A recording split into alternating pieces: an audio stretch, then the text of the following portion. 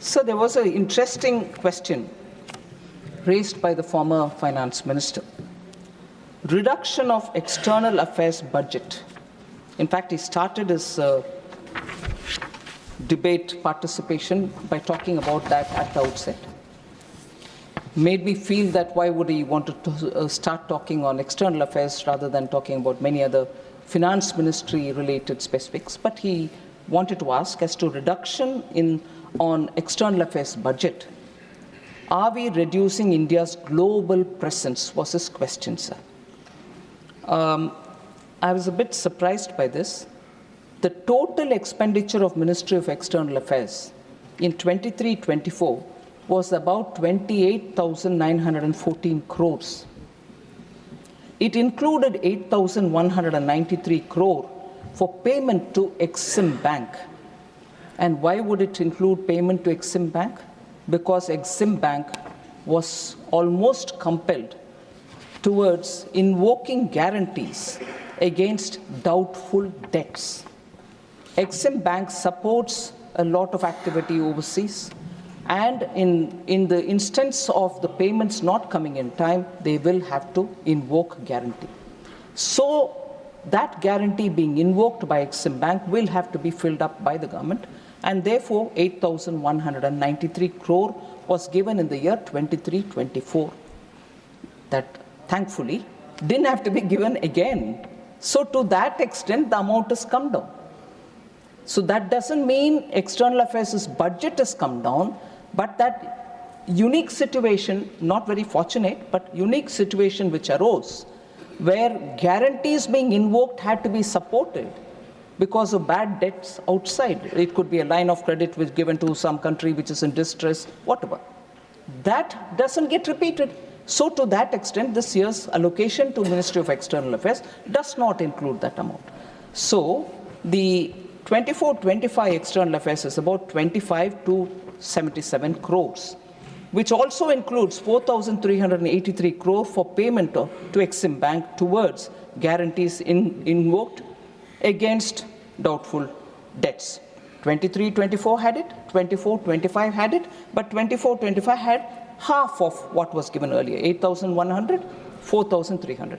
As a result, if the amount provided for payment to Exim Bank towards guarantees invoked against doubtful debt is excluded, if it is excluded, core expenditure of budgetary provision of MEA in 23-24 and RE 24-25 is 20,721 crore and 20,984 crore respectively. So there is no reduction for MEA. And just as a matter of detail, sir, the total amount received from Government of India during 22-23 to 23-24 aggregated, as I said, 8,191 crore. Of the above 8,000 odd crores, an amount aggregating to 7,160 crore, that is 87% of it, pertains to LOCs extended prior to May 2014. They were extended at that time. We are, like, sir, you're a Hindi scholar. I don't want to risk my Hindi. Bugat bogi. What do you say? Booked bogi. We are booked bogi of what happened prior to May 2014.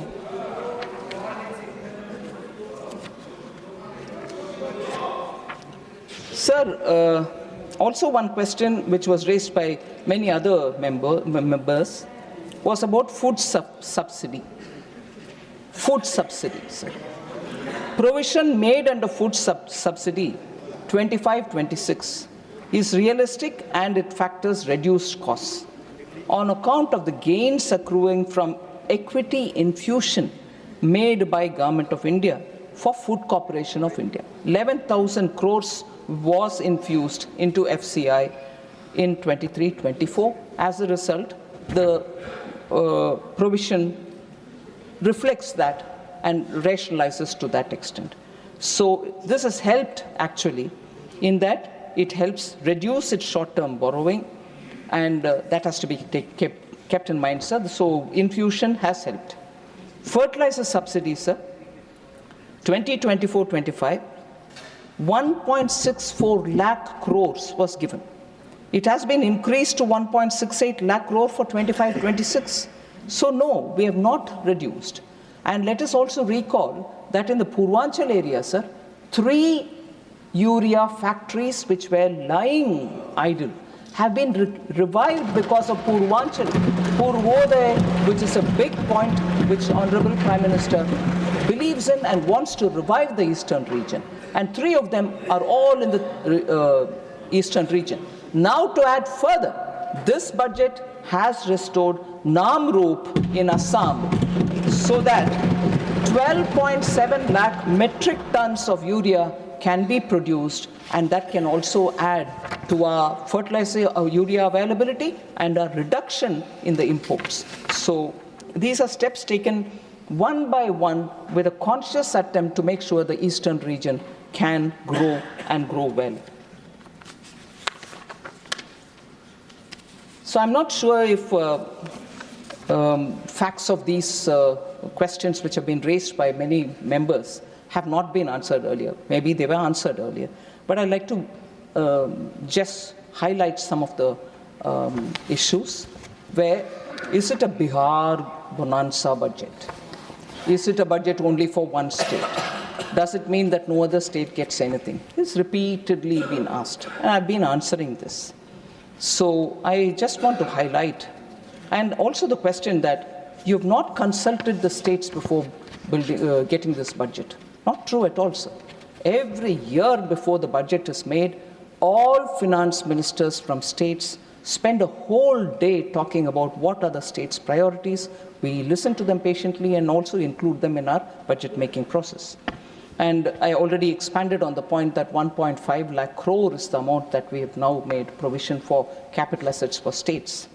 So regional imbalances and infrastructure gap, PM Gati Shakti actually tells you where the gap is for which infrastructure program, and therefore we are able to fund them better. And regional imbalances are also being addressed. I already said 25.01 lakh crores is what is being projected to be given in the year 25-26. So whether it's Bihar or only BJP states, it's just an unfounded allegation. I want to dispel that thought from the members. I'll give you the details, sir. Punjab, Shri Nitin Gadkari ji has informed the Rajya Sabha in December itself that 38 national highway projects were sanctioned in the last 3 years for Punjab, and for the development of 825 kilometers of roads amounting to 22,160 crore only for Punjab. Telangana, sir. Kakatiya Mega Textile Park in Warangal, announced as PM Mitra Mega Textiles Park.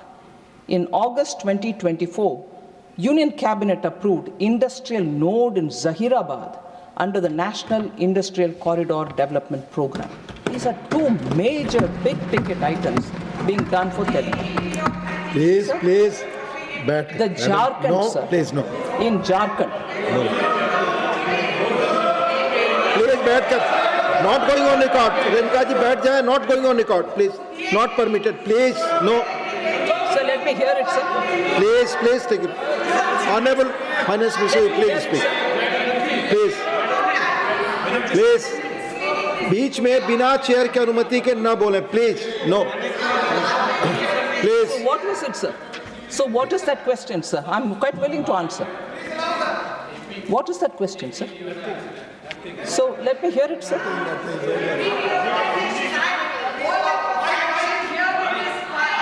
It's related.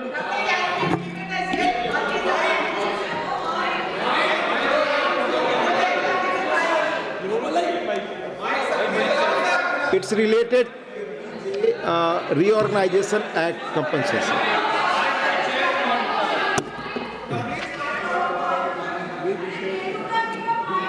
Sir, AP Reorganization Act and what has been given to Telangana, as much as I'm sure the other side of the AP Reorganization Act will immediately get up and say, what have you given us? I'm willing to answer every question on that. given in particular for Telangana, I'm willing to spend a few minutes on it, as much as I would probably now or a bit later mention, and probably I will say this one line at the beginning, whether it is this party or that party, doesn't matter. I'm talking on behalf of the state Telangana, people Telangana, as much as all of us want to talk. At the time of reorganization, post the Reorganization Act getting passed, Telangana was revenue surplus. Today, it is, I'm sorry to say, I'm not picking on any one state. Every state has its issues. But today, the debt that Telangana is in, despite the measures taken by the central government, I will read this out, and I'm not blaming this party or that party, I repeat. But AP Reorganization Act, and to that extent Telangana, what it should get. I will point by point say, some of which I'll say with your permission, sir. I mentioned about Kakatiya Mega Textile Park, Zahirabad as a corridor nodal point, then Samakka Saraka Central Tribal University, part of the Reorganization Act. The foundation stone also has been laid for AIMS in BB Nagar, close to Warangal. Roadways, 2,605 kilometers of national highway constructed in Telangana since 2014, AP Reorganization Act ke baad. 4 greenfield corridors being built under Bharatmala project in Telangana. Railways, record railway budget allocation of 5,337 crores. Since June 2024, Union Cabinet approved new lines between Erupalayam and Namburu and between Malkangiri and Pandurangapuram. Constructed 753 kilometers of new tracks in Telangana since 2014. 5 Vande Bharat trains introduced and started from Telangana. 40 railway stations. 40 railway stations being redeveloped for Telangana. Social infrastructure, sir. Over 2 lakh houses being built under PM Awas Urban, completed. 31 lakh household toilets constructed under Swachh Bharat mission. 38 lakh tap water connections provided under Jal Jeevan mission, Telangana. 82 lakh Ayushman cards provided. 199 Jan Aushadhi Kendras operationalized. 1.2 lakh Jan Dhan accounts opened. And over 75 lakh Mudra accounts sanctioned. Please. Let Honorable Finance Minister conclude her speech, please. No, it's not open discussion. No, please. Jharkhand, it is a please take your very gentleman. Please, madam, take you. She has replied in detail. No. बहुत विस्तार से माननीय finance minister ने जवाब दिया है. अब no discussion further. No, let her speak. I've added one more, sir. आपकी बात रिकॉर्ड पे जाएगी. I'd like to add one more, sir.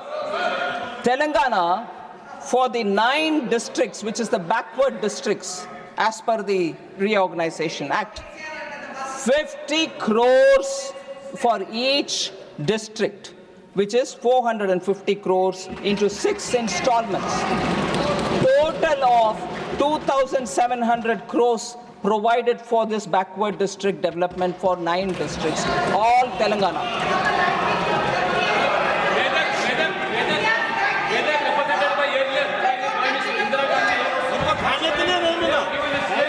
Please. Please.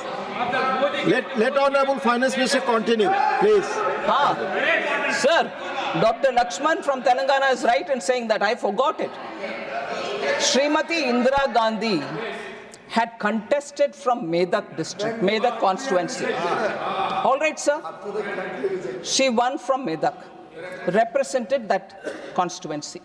But who has given the first railway station for Medak? Prime Minister Modi.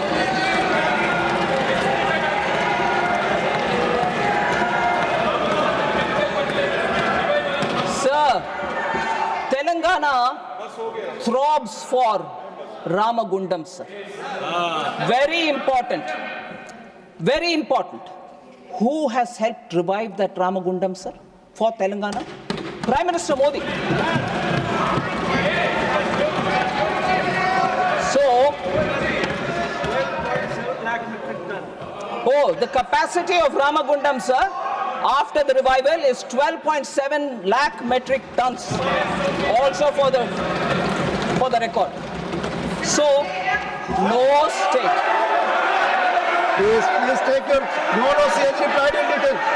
I have not allowed you, madam. You are a very senior man. Please take your seat. No. आप सभी बैठिए. Sir, no state has been ignored under Prime Minister Modi. Please, you all sit. No point getting angry, sir. Yes. A point raised, point answered. Yes. You want more? Please continue. Huh? Please. Sir, Sir, the point is... Please take your seat. Renuka ji, please take your seat. Renuka ji, please. आपस में बात नहीं, please. Please. Renuka ji, please. Sir. Dr. Lakshman, please. Sir, kindly. Sir, actually, I kept reading only some of the main things. Yes. But more for the sentiment of Telangana, sir. More for the sentiment of Telangana, sir. Just as Ramagundam, just as Sammaka, Saraka, these are very big sentimental and right points for Telangana. One other right point for Telangana, sir, I missed out on saying, I seek your indulgence. Turmeric which is produced in Telangana is one of the classiest turmeric. One of the very good quality turmeric and produced in Telangana. Who gave the turmeric board? Located in Nizamabad. Prime Minister Modi, sir. With due respect to the honorable member who is feeling so charged about Telangana, we are here also equally charged for Telangana, but we show it in action and not by just raising the questions. So, for every question that is asked, sir, because it's an emotional issue, we are also responding by action rather than keep raising the issue. We are showing action on the ground. So, Jharkhand, in October 2023, the Union Cabinet sanctioned the North Koil Reservoir project at a revised cost estimate of 2,430.76 crore. And that is for Jharkhand. So this budget is not for Bihar. This budget is not only for BJP states. Every state is getting their right due. There is nothing that I'm saying, oh, we are giving. No, states deserve to get it. They will get it. They are getting.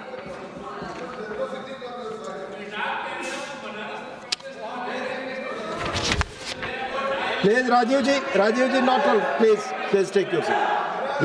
Rajiv ji, बैठ जा माननीय मंत्री. Sir.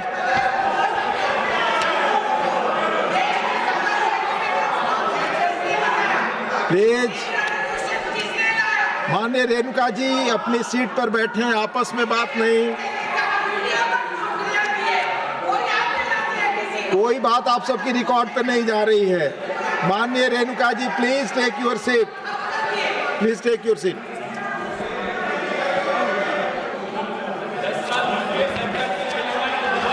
Sir, I'd like to respond to one of the points which former finance minister raised. And that was also raised by Honorable Member Tiruchi Siva, also raised by Honorable Member Saket Gokhale, and also raised by Raghunath Reddy from Telangana. No, from Andhra, sorry. Saying you have given a certain projection for direct tax collection, but having foregone 1 lakh crore in the name of the tax relief that we've given up to 12 lakh rupees salary or income. How is that number right? It's a question which has been asked, and I think it's a very important question for which answers should be given, sir. It's not a mistake, or we have not just deliberately just put a number. I'll explain how mind has been applied, and the Department of Revenue has really looked into the details and only then come with the number. And if anything, in the last 5 years, our budget estimates have been commented upon by many observers who say yours is a very conservative estimate. Even for them, I had just said then and now, ours is not conservative, it is realistic. We don't overestimate, we are realistic. So even this year, when we have given the number for revenue buoyancy, the number is realistic. And I'll tell you why, sir. Yeah. Please. No, I'll tell you. John Brittashi, no comment, please. No, John Brittashi, no comment, please. We'll answer it. Please take your seat. Nothing is going on record. Nothing is going on. Sir, taxes on income, sir, is a broad category. It includes individuals and tax-paying entities other than companies under the Income Tax Act of 1961. So it also includes securities transaction tax. But in the BE 2526, taxes on income, if you exclude security transaction tax, is estimated to add 13.60 lakh crore. This represents a growth of 13.1% over 24-25 RE, which implies a buoyancy of 1.30.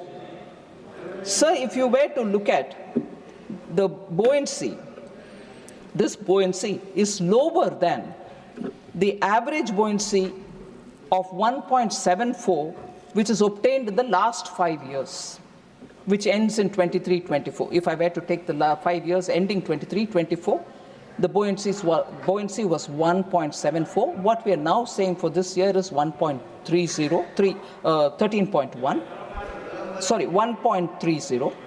And if I were to look at not 5 years past, but only 3 years past, the buoyancy was 1.94. So 3 years average 1.94, 5 years average 1.74, but what we are giving now is only 1.30. So there is no way in which we have done any calculation error, and therefore, even as I explained this, sir,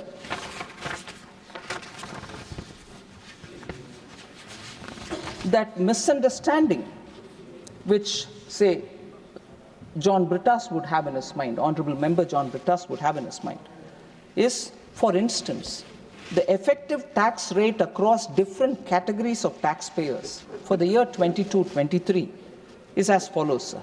Individuals was 12.2% effective tax rate. Corporation tax on companies, and when I say 22-23, it's 3 years after the 2019 reduction of corporate tax. Corporate tax on companies, the effective tax rate was still 23.2, lesser than 23.2, which is lesser than the individual tax rate. So we can go on saying we've given a bonanza to the companies, look what's happening. The effective tax rate on companies is 23.2. Together with this explanation, sir, on the tax, I also want to pick up on this one comment which the former finance minister made. He said how the net tax to center can grow by 11.1% when government has given 1 lakh crore of tax concession. The same point which was mentioned in a different way. Sir, he also said it seems pure magic. It is pure magic, not mathematics. I'm sorry, it is pure mathematics. It is pure mathematics that we have done what we have done, and I'll say why we have done that. The net tax revenue, the net tax revenue of the center is derived after deducting tax devolution to states from the gross tax revenue. The gross tax revenue for the year 25-26, the budget estimate, is estimated to grow by 10.8%. So the tax devolution to states in the RE of 24-25, the year in which we are still on, includes an additional tax devolution from the union government to the states, which is one-time tax devolution, of 12,764 crores on account of prior period adjustments which are required to be done. So if this adjustment amount is excluded, then the tax devolution to the states in the year 25-26, the forthcoming year, is 11.5%, higher than the RE 24-25. So what will be the net tax to center, sir? Meaning, what will be that amount which center will be retaining for itself, sir? Is only 10.4%.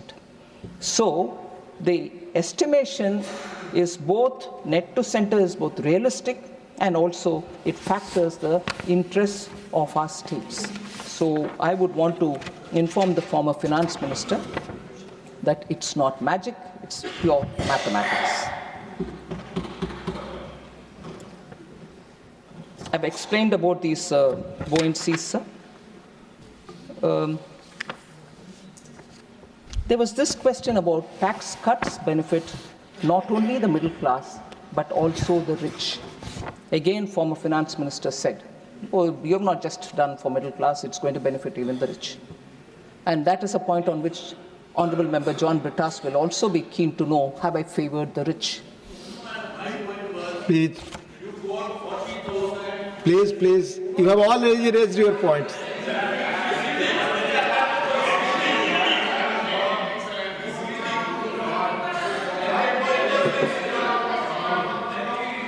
Yes, put your question. She projected an amount on corporate tax. She got 40,000 crores less. But whereas she's projecting 14.8% growth in personal income tax, despite giving a giveaway of 1 lakh crore. That was the question which was raised. Even then, now, for 25-26, her growth rate in corporate and GST is hardly 10%. How is it? That was the question. Thank you. I thought I've answered one part of his question, sir, and I'll further answer through this response on the point that former finance minister raised.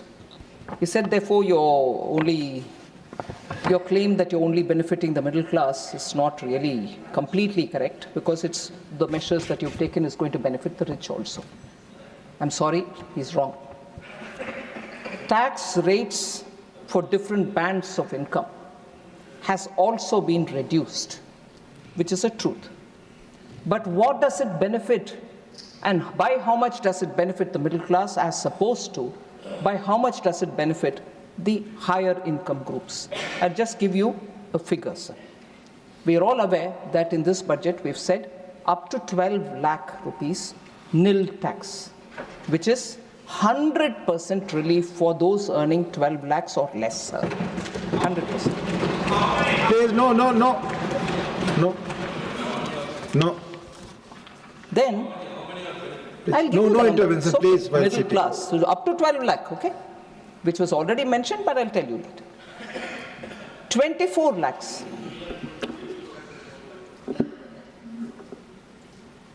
Taxable income in proposed new regime, suppose it's 24 lakhs, sir.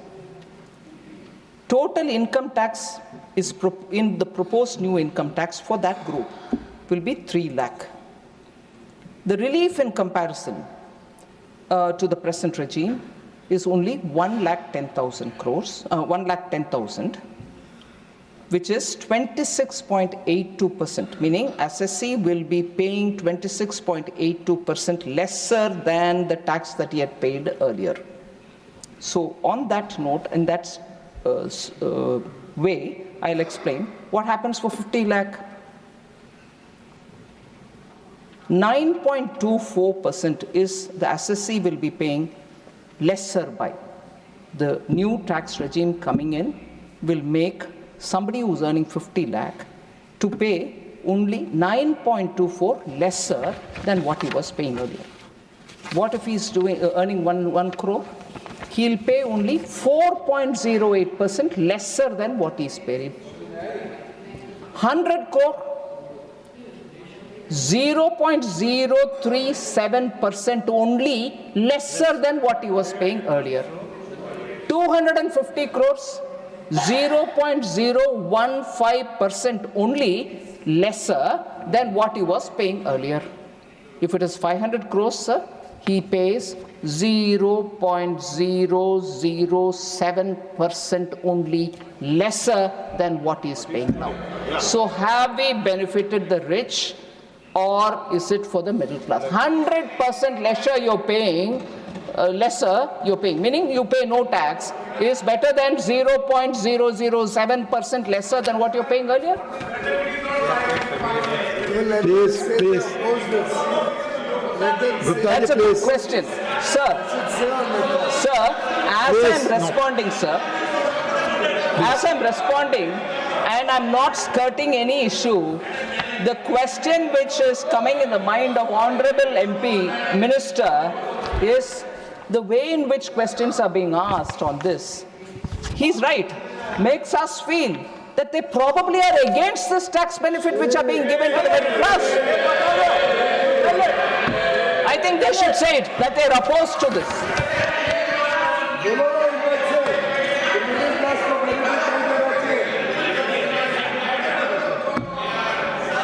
Please take your seat. Please take your seat, Gupta ji. Please take your seat. John Britash ji, no, not her. No, please. No. Sir. Please. No, John Britash ji, take your seat. Nothing is going on record. No cuts Sirs, finance minister की बात ही जा रही है record में, please. I yielded, I gave an answer, you will never be happy. She has already yielded. Please, no more. Sir, no cut has been made in capital allocation, which has been explained repeatedly. But I was again surprised to hear from the former finance minister saying fiscal deficit has been achieved by cutting capital expenditure. Capex has been cut by 1.8 lakh crore. Thus, she saved on the fiscal target by 43,785 crore. Is it a good policy? I don't know. Is it good? Is it a good economy? I say no. And left it there saying you have managed to have fiscal deficit contained because you cut down on your capital expenditure. I have repeatedly said, sir, capital expenditure has not been cut down. Actually, the total effective capital expenditure is proposed to be 15.48 lakh crore, which is 4.3% of our GDP. So the 11.11 lakh crore of the vote on account budget and July budget is now gone up to 11.21 lakh crore, which is 3.1% of our GDP for capital expenditure. So where have I cut down? I haven't. Sir, it's a good augury that the former finance minister has really appreciated and realized the importance of the capital expenditure. And so, at least I'm glad that he realizes that capital expenditure has greater multiplier and it is good for the economy, it is necessary to undertake it, and his concern that are we cutting down is well appreciated, and I want to assure, no, we are not cutting down. But that concern may be well worth for him to counsel some of his own party-ruled states, whether it is Karnataka, whether it is Telangana. Spend on capital expenditure, please. Tell them also.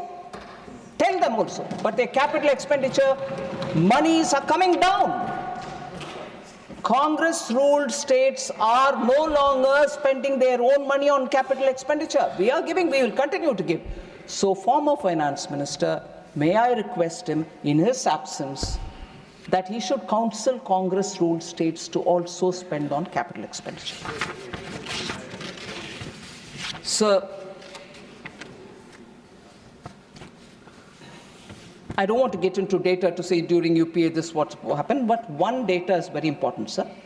Under the UPA, capital expenditure as percent of total expenditure, excluding interest payments, became half, meaning it was halved by 31%, from 31% in 2004 when Atal Bihari Vajpayee ji left. 31% it was. It was brought down to 16% when UPA left in 2014. Where is 31%, sir, capital expenditure? And where is 16%? Appreciating capital expenditure, at least there are tourist eye, at least now. At least now you have understood. Sir, also former finance minister said, the chief economic advisor says, get out of the way. In response, the FM in the budget announces 7 new schemes, 8 new missions, and 4 new funds. Meaning, the chief economic advisor has told you to get out of the way, whereas you are coming up with more schemes. Sir, people of India have made them get out of government. People of India have made them to get out of governance itself. And more importantly, if you take back to 1947, Mahatma Gandhi said to the Congress party, get out of politics. You got disbanded. Get out is for them, sir. They should disband the party. Gandhi said, please, you don't need to be in politics. Get out of politics. But no, they're still lingering in India's political domain. So, from our side, I want to say getting out is something which Honorable Prime Minister has been repeatedly saying, I don't want red tape. I want red carpet for industry. I'll remove archaic laws. 1,550 obsolete laws have been removed. 40,000 necessary, unnecessary compliances have been removed. And also decriminalization has happened for 3,400 offenses where people would have been put in jail. We've removed those clauses. We are certainly getting out, and the CEA reminds and tells, shows many things. That the chief economic advisor is independent and does say things for all the country. I want the state governments also to follow this route of remove archaic laws. Get out, get out, get out. I wish the former finance minister tells the Congress governments to please get out of the way. You don't disturb people. They want to be entrepreneurs. They want to grow. They want to. So, Jan Vishwas bill were brought by us. We removed the angel tax so that the startups can function. And the notorious retrospective act which was brought during UPA was removed by Honorable Prime Minister, sir, which was a regressive act.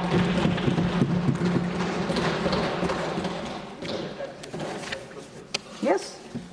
Sir, the last point, sir, before I have 2 specific responses for 2 members who spoke much later than when I left this place.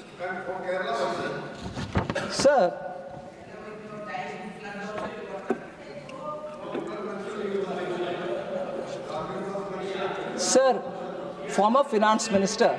Please. Please listen. No comments from. There's just one point which we can repeatedly remind ourselves. I'll say that. About Kerala. No. About Kerala. No. About Kerala. Sir, there is, this is former finance minister. There is a government, but there is little governance. There is no philosophy, so there is no policy. I'm urging FM to recapture the wisdom and far-sightedness of Dr. Manmohan Singh.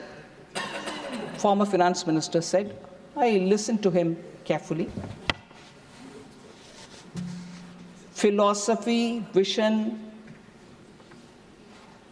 if that was the way in which 1991 opening happened of the Indian economy, sir. Within 6 months, they gave up all the conditions which were put on India for the opening of the Indian economy. And they just forgot reforms after that. So vision was there, but it remained in paper. And not till Atal Bihari Vajpayee came has the momentum on getting reforms done, get your roads built for the country, rapidly change the nature in which businesses are done, started happening. And after that, 10 years after that, again, 10 years remained lull. Once in 2014, we started all over again, reforms are happening. So vision was there, whether under compulsion or otherwise, you opened up the Indian economy, but it didn't persist. But it was a brilliant government, brilliant budget, right? Made history, no doubt. I don't know if there's a connection, but I want to just put on the table here. It was from that government that the former finance minister resigned. Whether he resigned on his own account or was asked to go.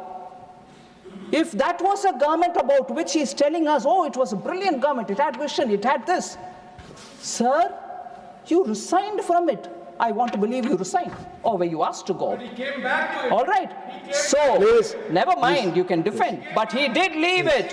No and comment. then he went No to three comment. different parties. He No. went to even a regional party, TMC. He went to a regional party, Tamil Manila Congress. And then there. So, such a great government about which I'm being told, oh, you should remember it had vision. Arey, you couldn't have left that visionary government then. You left, sir. You left. Sir, two things, sir. Two things. I'll come to Kerala, certainly. Jaya Bachchan ji, honorable member, spoke passionately about how the film industry is being neglected. And also, she said, leave aside the GST. All single screen theaters are shutting down. People are not going to movie halls. There is no cut in the entertainment tax, and so on. For the benefit of all honorable members, I just want to explain this a bit. There is no entertainment tax levied by the union government. First thing clear. Second, entertainment tax previously levied by state governments has been subsumed under the GST, correct? Then, Constitution still allows the state governments to make laws with respect to taxes on entertainment and amusements to the extent levied by and collected by the panchayats and municipalities. This is some entry 62 in list 2 of the 7th schedule. Regional councils or district councils can also levy. So, these levy of taxes on entertainment and amusement is by the local bodies, which is a state subject. There is no central jurisdiction on it. So no question of will you increase, will you reduce, none of that is with me. Sir, then, before the GST, the tax on entertainment services averaged around 30%. Movie tickets attracted various entertainment tax, while a combined 20.5% VAT and service tax applied on it. Also to apply to food and beverages at the theaters. Some states had entertainment tax as high as 100%. Now, the service of food and beverages in the movie theater attracts merely 5% GST. Only 5% GST is levied in the theater, food stalls, or even the notorious, now famous popcorn. Only 5% is levied. Sir, multiple GST council meetings have discussed, and I can give you the dates, 19th May 2017, 11th June 2017, 22 December 2018, for reducing taxes on movie tickets, the GST. In 2018, a decision was taken that for rupee 100 or above rupees 100, only 18% will be charged. It was 28% earlier. For movie tickets below 100 rupees, only 12% GST will be applied. Before it was 18%. So reduction is what the GST has done for the movie tickets. Then, Honorable Member Jaya Bachchan ji said, we do not believe in just photo ops with film stars. We work for the development of entire media and entertainment sector, which includes, she said some things. Sir, I want to say, for all those, we give respect to everybody. One of the major steps taken by this government, Cabinet has recently approved, is Waves 2025. India will host, for the first time, World Audio Visual Entertainment Summit called Waves in Mumbai between 1st and the 4th of May 2025. It will bring together from all over the world media CEOs, entertainment icons, creative minds from all over the globe. And the summit aims to position India as a global hub for media and entertainment, offering unparalleled opportunities for collaboration and showcasing Indian talent. So I want Honorable Member Jaya Bachchan ji to know we have not forgotten. We are on the contrary lifting it to such a level where all states can display their talents, and the movie industry or the, the audio-visual capacities that they have can also be displayed. So September 2024, Cabinet also approved establishment of the National Center for Excellence for Animation, Visual Effects, Gaming, Comics, and Extended Reality. That's also been already cleared by the Cabinet. Government has facilitated the signing of co-production treaties of India with 15 different countries so that co-producing of films will be possible. And for facilitating shooting in India of films, a single window clearance mechanism has also been created with the Film Facilitation Office. So we have not forgotten the film industry. Also, PM Modi has in his Man Ki Baat also spoken about the 100th birth anniversary of several iconic figures.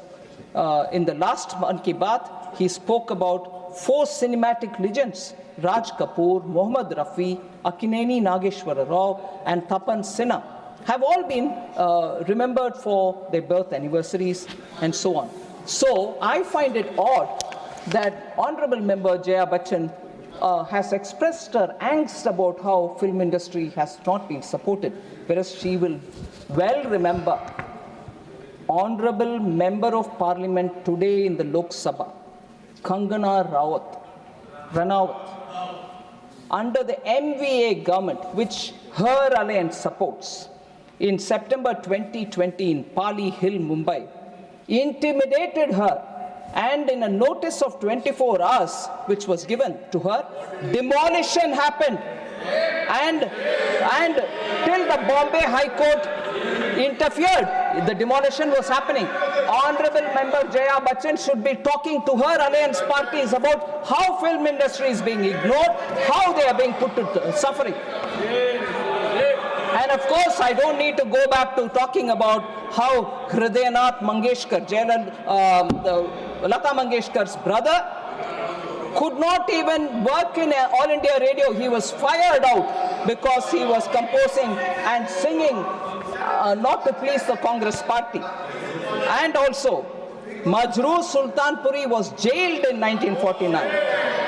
And Dev Anand was threatened for not supporting the emergency. And Kishore Kumar was also pulled off the air. So about film industry, yes, I'll come. Please take your seat. Please. So, Honorable No, nothing is going. Please. Talking about. Please. I'll come, sir, Kerala. Please. I will come to Kerala. Hold on. Sir, Please. Jayaji also was very worried. No. Let her speak. Jayaji was also worried about film industry. Please. So the lines written by Majroor Please. Sultanpuri. Please take your seat. I will say. Now, if you go on moving the milepost, myself also. You wanted on Kerala, I'll come back to Kerala. Now you want something else. You can't just go on throwing the gauntlet like that to me. I will take each one of them and answer you. So, sorry, sir. Sir, no good, no good. Everything is so expensive was a worry. Honorable Member Jaya Bachchan's worry. I want to say, sir, no poor Jaya. All of you are poor, I am also poor. But the questions are asked will have to be answered, right? Yeah, but so much was said. So much was said. So, sir, when the government is doing so much, I need to take time to answer. Or do you want me to just nominally mention one thing and go away? I will say everything that this government is doing because we are doing that much and more. Sir, if 90 members can speak, if 90 members can speak, and we've heard it all, I will not be allowed 90 minutes to answer. Please, please. Unbelievable, sir. 90 minutes of answer you don't want. I've heard 90 members, sir. No, please. Sir? Please. She had a concern. People haven't stopped. Have stopped watching films. No, people have not watched, stopped watching movies. They probably are viewing OTTs. I just want to say how the OTT sector is booming in India. Disney and Hotstar, 400 million active users. Netflix, 3+ million paid subscribers. Amazon Prime Video, 4.4 million paid subscribers. According to a FICCI EY report, sir, OTT market will hit 12.5 billion billion US dollars by 2030, and already 448 million OTT viewers in India, which is second only to China. That is the growth that India in regional languages and in Hindi is having in the OTT sector. So film industry will not have a issue, sir, and the government is quite seized of the kind of sir. And I just want to, one broad reference to, because Honorable Member Raghav Chadda is seated here, I got to know he's a chartered accountant. Sorry, I didn't know earlier, I must confess. But he said, probably I've forgotten, pardon for that. Please, John Britasik. Because repeatedly I don't see the strength of a chartered accountant coming in your in your interventions. So it makes me question, am I really right in thinking you're a chartered accountant? Sir, I want to say, marginal relief, sir. He wouldn't please take it. No, not allowed. Not please. कोई आपकी बात record पे नहीं जा रही. Only finance minister's speech is going on record. No, please. आप बोले. माननीय Honorable Finance Minister, please. Please listen and go to your Finance Minister in Kerala and ask this question about GST. Please. Sir, Honorable Member, if he has a question to clarify on GST, equally and more competent will be the Finance Minister of Kerala to answer. He should seek clarification from him. Sir, no, you've had doubt and I'm ready to answer. But if it's GST, I would equally appeal to you to please contact your Finance Minister and ask him. Sir, about the 12 lakh rupee, I honestly want to request humbly Honorable Member Raghav Chadda ji to please kindly not mislead the House. I don't mean he intended it to do. I don't think he intended to mislead the House. But the way he put the whole detail about the personal income tax, which has come in this budget, sir, 25-26, we issued FAQ. Just as soon as I finished my speech, the FAQ was put out. Lots of people who asked the questions have all been comprehensively given explanation. For an honorable member to come to the House and say, no, you will pay entirely every rupee post your 12 lakh salary. No, the marginal relief takes it further down. You don't need to pay till about 12 lakh 75,000, but you don't end up paying much. 12 lakhs at zero and after 12.75. Please take your seat. Please take. Yes. Please. 12 points, sir, for his understanding. Raghav Chadda, honorable member, kindly indulge me. I will give you number by number. Listen to me. Sir, 12 lakh 10,000. If suppose the person earns more than 12 lakh, that was his core worry. I'm saying if he earns more than 12 lakhs, suppose he earns 12 lakh 10,000, the tax without marginal relief would have been 61,500. Whereas with tax marginal relief given, which is given in the budget, he pays only 10,000 rupees. All right, sir. So yes, 12 lakh 50,000. What if he earns that much? The tax without marginal relief. Listen, please. Listen, please. Mr. Raghav, Listen. You please. misled the House. At least hear it now. Take your seat. You misled the House. Please take your seat. I am not allowed it. Please take your seat. Sir, if a person earns 12 lakh 50,000, tax without marginal relief for him would have been 67,500 rupees. 67,500. But with marginal relief offered, he will pay only 50,000. Suppose he is earning 12 lakh 70,000 rupees. Without marginal relief, he will pay 70,500. Whereas with marginal relief, he pays 70,000. And it is only when he reaches 12 lakh 75,000, his tax will be 71,250 with or without marginal relief. All right, that is it. What do you expect me to go on till 20,000?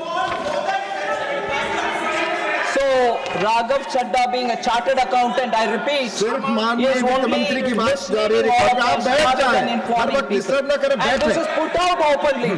There's no hide and seek in this. This is put out, the calculation are put out openly. And a chartered accountant keeps repeatedly saying, that's exactly what I'm asking. I'm saying that in written and in oral. What more does he want? I've not hidden anything here. Sir, also, sir, I want to just highlight, sir, Kerala, before I go off to the other. Kerala, sir, honorable member said you have not said much about Kerala. August 2024, the Union Cabinet approved industrial node in Palakkad. Kerala, Kannur Airport operationalized under RCS Udan scheme. Site clearance granted for construction of Greenfield Airport at Kottayam. Please, 1,300 kilometers of national highway constructed in Kerala in 2014, since 2014. 1,126 kilometers of national highway corridors being developed under Bharatmala Pariyojana in Kerala. Sir, I will continue, but the problem is, they will say you have not said anything about Kerala. The moment I start reading the list, then they'll shout me down. Is this fair, sir? Metro, India's first water metro, inaugurated by Prime Minister Modi in April 2023. Kochi Metro, inaugurated by Prime Minister Modi in 2017. 25-kilometer metro rail, operationalized since 2014. Record railway budget allocation of 3,042 crores for Kerala. 125 kilometers of new tracks constructed in Kerala since 2014. 2 Vande Bharat trains started. 35 railway stations being redeveloped. Social infrastructure, sir. 1.6 lakh houses built under PM Awas. 2.5 lakh household toilets constructed under Swachh Bharat mission. 21 lakh tap water connections provided under Jal Jeevan mission. 82 lakh Ayushman cards provided. 1,500 Jan Aushadhi Kendras operationalized. 66 lakh Jan Dhan accounts opened. 1.6 crore Mudra accounts sanctioned. That's for Kerala.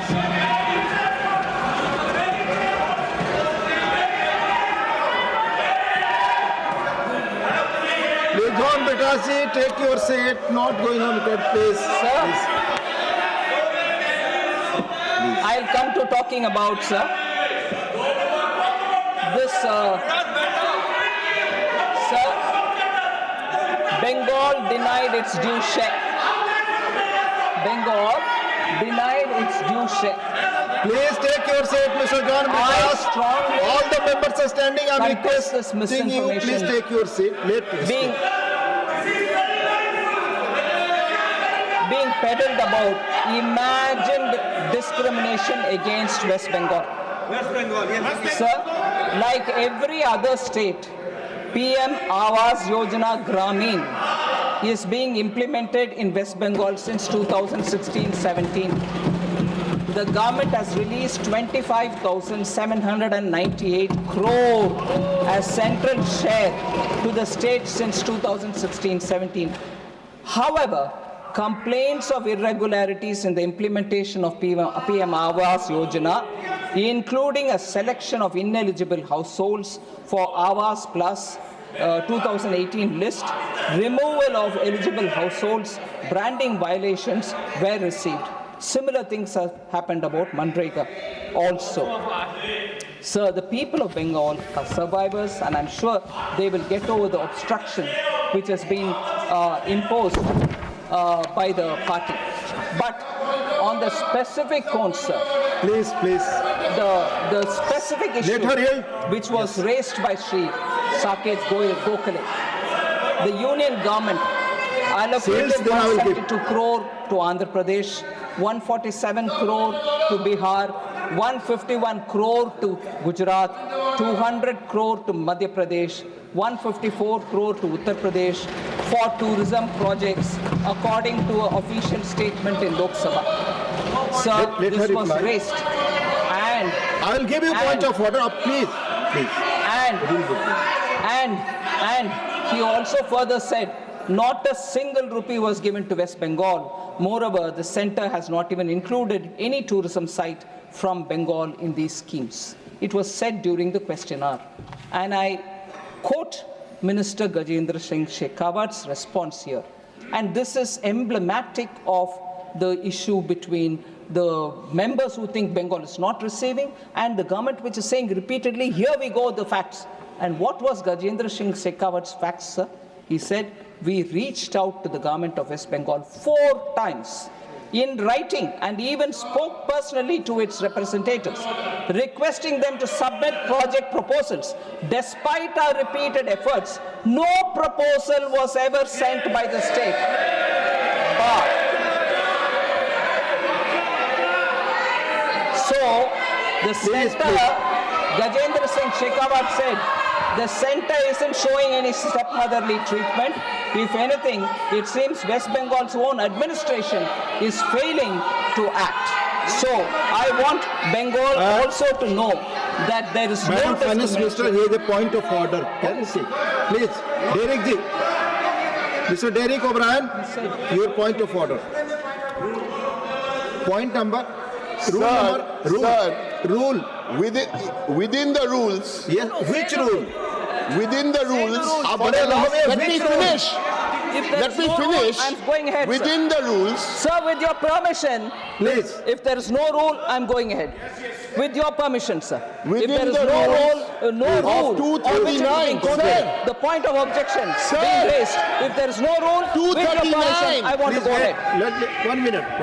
239. Sir, within the rules I was asking for the last 3 minutes. Please. Now you've given me 239. Yes. 239 is the rule. I'll just bring it to your notice. When for the purposes of explanation during discussion or for any sufficient reason, no, let me read it. Any member has occasion to ask a question of another member on any matter under the consideration of the council, he shall ask the question through the chairman. That's the rule. Besides this rule, I have on 322 on my computer, 322 referring to a chairman's ruling, debate state matters. That is my ruling, sir. Please pull out 322 on your computer and I'm asking the question. State matters. Without prior notice, I'm reading, nothing should be said derogatory about a state government. That is a rule. No, sir. Wait, that's a ruling. Please, That's a ruling. Now my question. Sir, my question. Please. Sir, 239, my question. Yes. I have a pointed question to the finance minister. Pointed question. Yes. Pointed question. Please. 7,000. Please. Pointed question. You answer me yes or no. 7,500 crores owed to Manrega for Bengal. 99.2 compliance has been met. Where is the money for Manrega and Awas Yojana? Where is the money for Manrega and Awas Yojana? Don't mislead the House. Don't tell us about who came on Monday. Please, nothing is going on record. Please take your seat. Sir. Please, no point of it. Please. Sit. Please. Sir. Honorable Leader of the House, Mani, please. Sir, nothing derogatory against any state government has been said. Yes. They are trying to politicize the issue. You raise issues, and you try to give an impression that something injustice is being done to a state. And the national and the union. Please take your seat. आपकी कोई बात record पे नहीं Is this a fish market?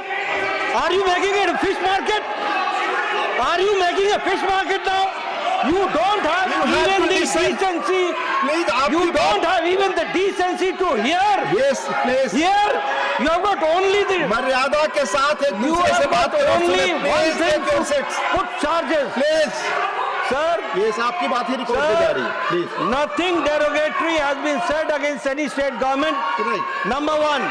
Number two, they have raised issues that they are not getting justice to the respective states. The Union Finance Minister is answering one by one the issue how Government of India and Modi government has given more than justice to their states and how the corrupt government of West Bengal is not responding to the fiscal laws and rules. That is what she is trying to say. And now, Mr. Chairman, sir, I would like to request you that there should not be any point of order and let the Union Finance Minister give the answer incomplete. Please. Thank you, sir. Please. Sir. Let her speak. Nothing is going on record now. Please. Yes, Sir. Honorable Finance Minister. There were questions about how our government is probably doing not adequate for MSMEs. I want to very clearly say, in the last 3 budgets, we have repeatedly taken step after step, and in this budget also, many steps have been taken to strengthen MSMEs for accelerated growth of enhanced limiters, enhanced credit limits, So micro and small enterprises have been given credit guarantee cover from 5 crores to 10 crores. Startups, coverage has been done. They are correct. They have not to answer the people of West Bengal. They have to answer their leader Mamata Banerjee, and that is why they are doing all this. Please. Sir, so innovative financial tools have also been brought in for customized credit cards, and the credit card offering is about 5 lakh rupees. Support for first-time entrepreneurs have been given. New term loan scheme has been offered, and up to 2 crores for first-time entrepreneurs for next 5 years, particularly the SCs, STs, and entrepreneurs who will come from those communities. We have given leather and footwear the industry enough support so that their businesses can grow. And leather and sector also has been given an enhanced importance. Imports for wet blue leather now fully exempt from basic customs duty, so that crushed leather exports freed from a 20% duty to encourage domestic value addition and export. So national manufacturing mission has also been given. EV and mobile production is also being encouraged. The import of several of the critical minerals have also been enabled. So there are very clearly steps from July 24 budget continuing even in this budget. So MSMEs have always received a very important place in our budget making, sir. बचपन में हम लोग देखा करते थे कि cricket के match में जब टीम हारने लगती थी तो विकेट उखाड़ करके चल देती थी।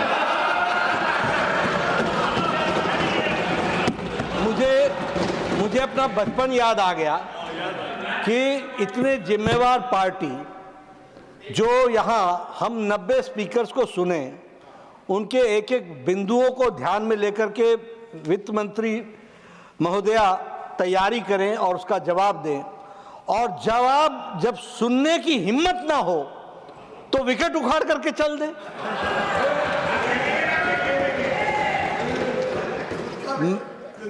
खुद का विकेट उखाड़ करके चल दें। ये संसदीय परंपराओं के विरुद्ध है।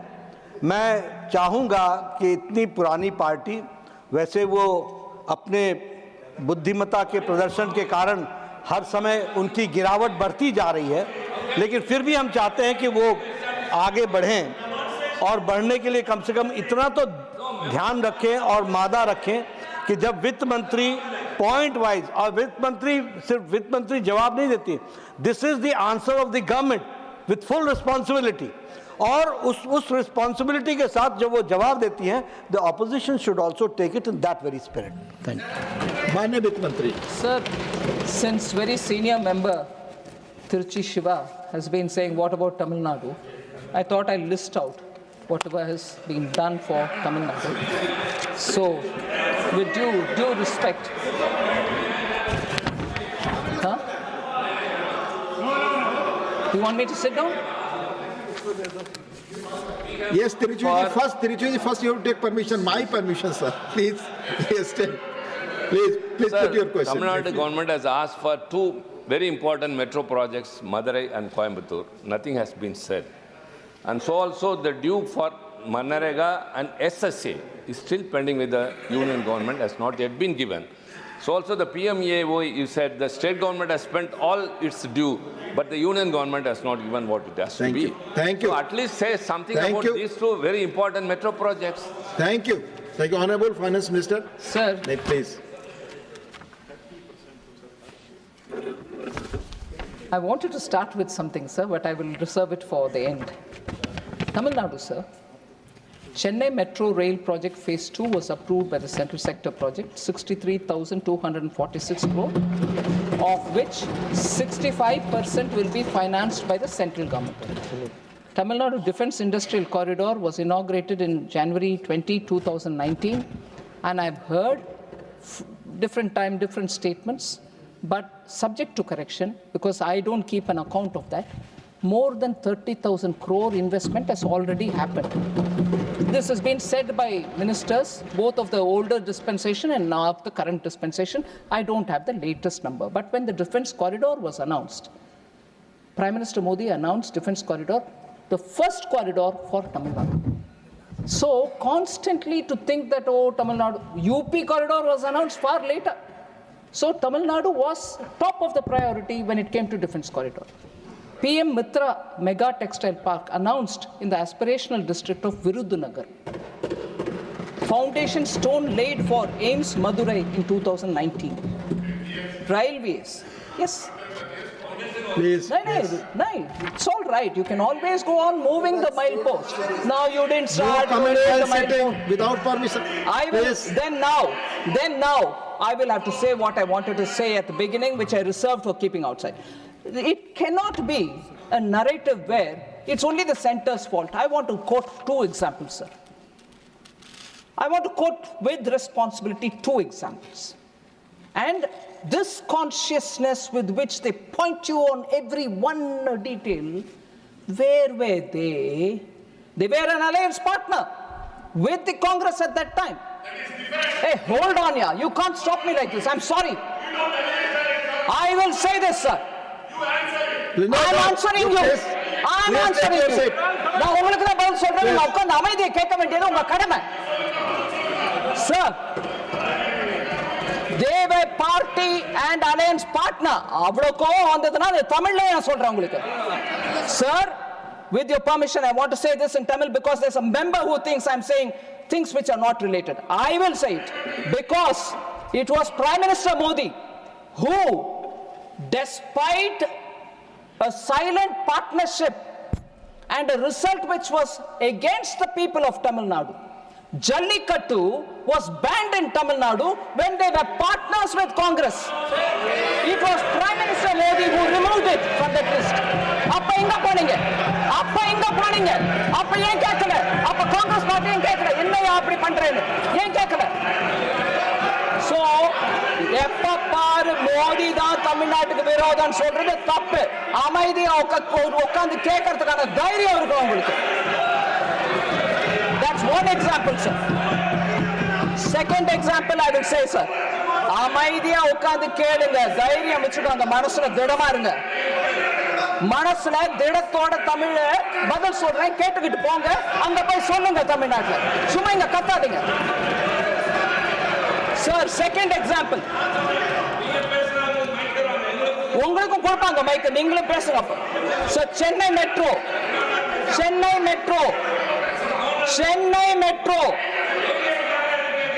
இல்ல இல்ல, நீங்க சென்னை மெட்ரோ பத்தி பேசுறீங்க இல்ல, நான் உங்களுக்கு மெட்ரோ பத்தி சொல்றேன். மெட்ரோ பத்தி பேசுனீங்க, நான் மெட்ரோ பத்தி சொல்றேன்.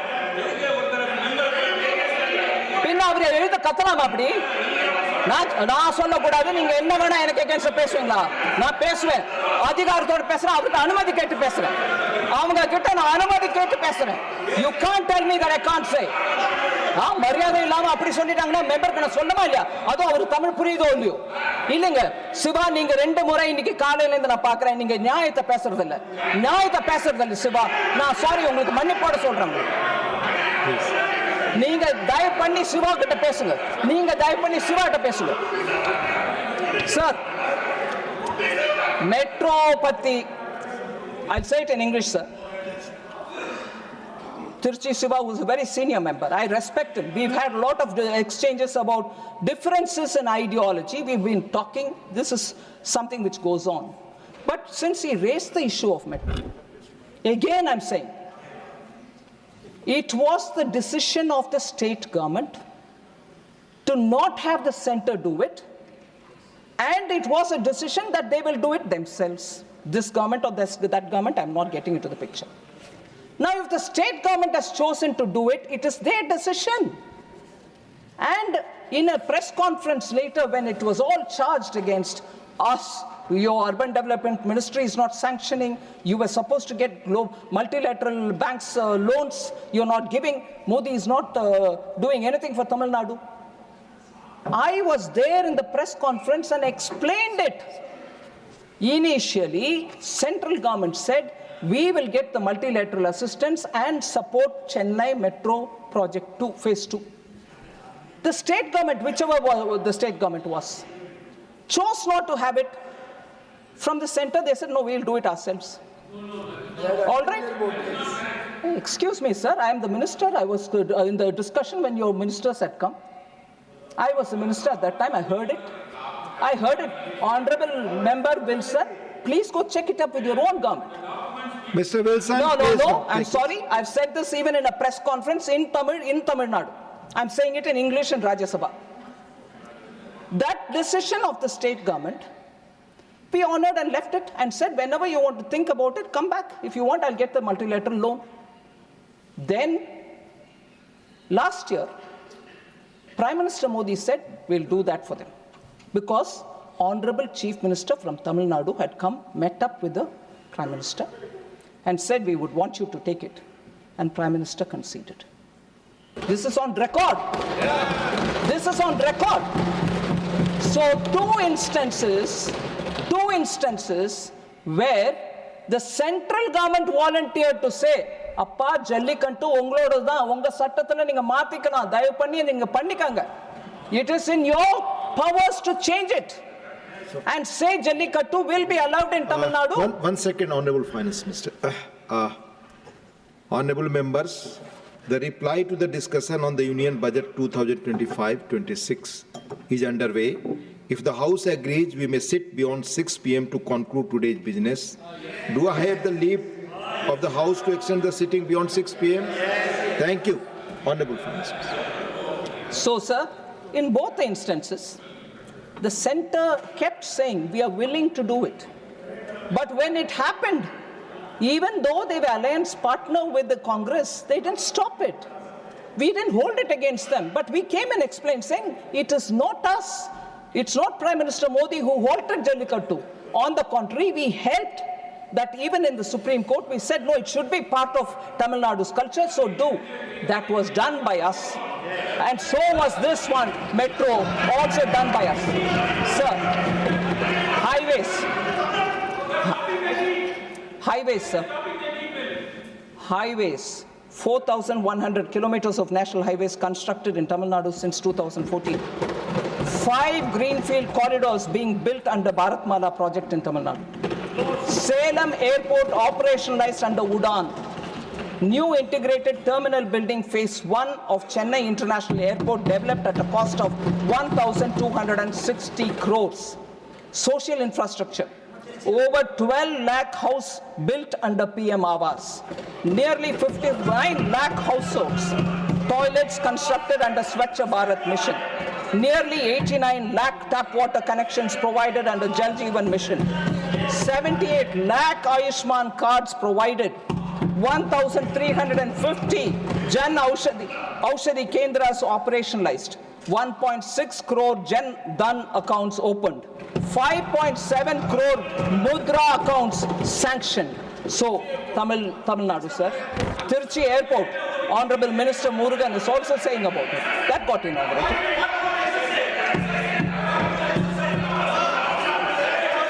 Please take your seat. Honorable Finance Minister, please continue. Honorable Finance Minister, please, your reply is complete. Yes, thank you, sir. No, please take your seat now. No, nothing further. Nothing further. Honorable members, there are 23 permitted special mentions for today. A special mentions of those honorable members who are present now shall be deemed to be laid on the table of the House. The House stands adjourned to meet at 11 a.m. on Monday, the 10th March 2025.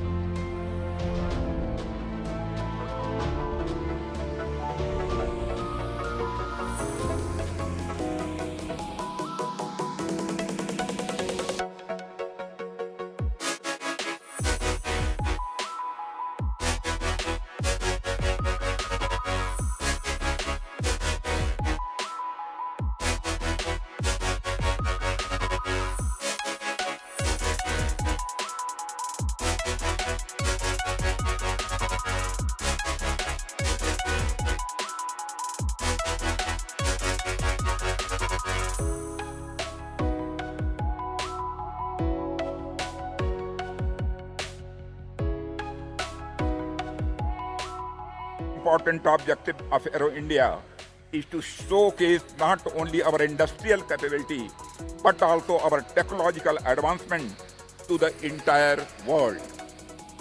This shows our commitment towards the security of our nation. To further strengthen our symbiotic relations with friendly foreign countries, today the platform of Aero India has brought together government representatives, industry leaders, Air Force officers, scientists, defense sector experts, startups, academia, and various other stakeholders from all over the world.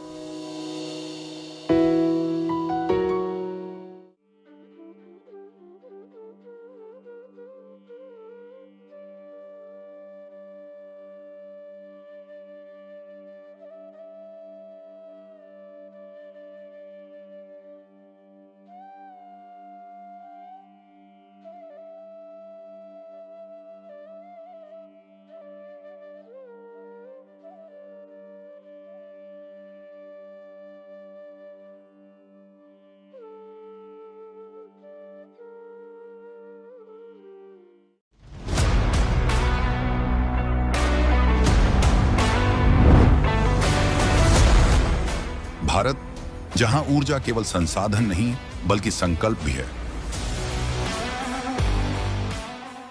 आज हम एक ऐसे ऐतिहासिक क्षण का साक्षी बन रहे हैं जो भारत के ऊर्जा क्षेत्र में एक नए युग का शुभारंभ कर रहा है। इंडिया एनर्जी वीक 2025 एक ऐसा आयोजन जो सिर्फ एक सम्मेलन नहीं बल्कि एक वैश्विक मंच है, जहां भारत ऊर्जा के क्षेत्र में अपने नेतृत्व को सिद्ध कर रहा है।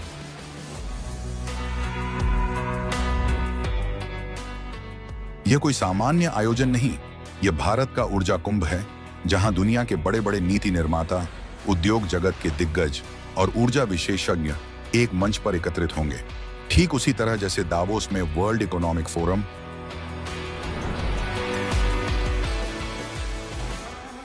हमारी इस यात्रा की नींव प्रधानमंत्री श्री नरेंद्र मोदी जी के दूरदर्शी नेतृत्व में रखी गई। जब उन्होंने आत्मनिर्भर भारत और ऊर्जा स्वतंत्रता का संकल्प लिया, तब यह केवल एक सपना नहीं था, बल्कि एक मजबूत कार्य योजना थी। पिछले एक दशक में हमने न केवल अपनी ऊर्जा सुरक्षा को मजबूत किया, बल्कि नवीकरणीय ऊर्जा, हरित हाइड्रोजन और इथेनॉल मिश्रण जैसी क्रांतिकारी नीतियों को अपनाकर दुनिया के लिए एक उदाहरण प्रस्तुत किया।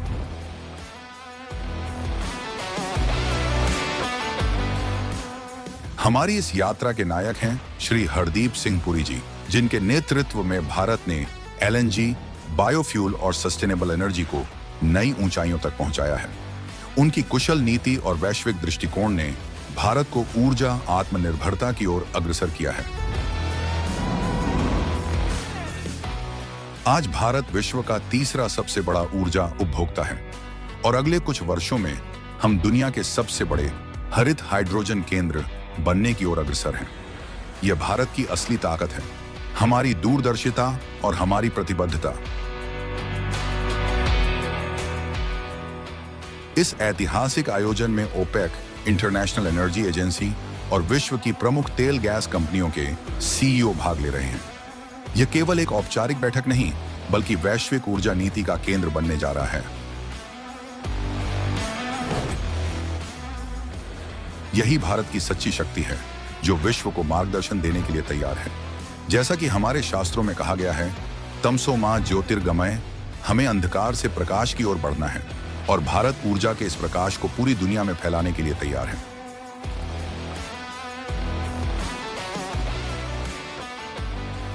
आज हम ऊर्जा स्वतंत्रता के लक्ष्य के करीब हैं और यह केवल एक पड़ाव नहीं, बल्कि एक सतत यात्रा है। भारत की यह गूंज इंडिया एनर्जी वीक 2025 में पूरी दुनिया तक पहुंचेगी। आइए इस ऐतिहासिक क्षण का हिस्सा बने और भारत को ऊर्जा महाशक्ति बनाने के इस यज्ञ में सहभागी बने।